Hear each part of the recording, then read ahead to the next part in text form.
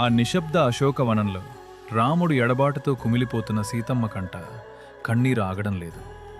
తన ప్రాణనాథుని మళ్లీ చూస్తానో లేదో అన్న దిగులు ఆమె ముఖంలో స్పష్టంగా కనిపిస్తోంది. సరిగ్గా అప్పుడే ఆ చెట్టు మాటున ఓ అద్భుత దృశ్యం. రామనామస్మరణ చేస్తూ హనుమంతుడు ఆమె ముందు ప్రత్యక్షమయ్యాడు.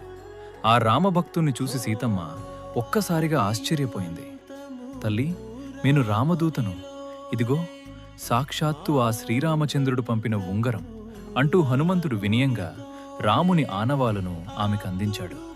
ఆ ఉంగరాన్ని చూసిన సీతమ్మ కళ్ళలో ఆనంద బాష్పాలు రాలాయి. ఆ క్షణం ఆమెకు రాముడితో గడిపిన తీపి జ్ఞాపకాలు గుర్తొచ్చాయి.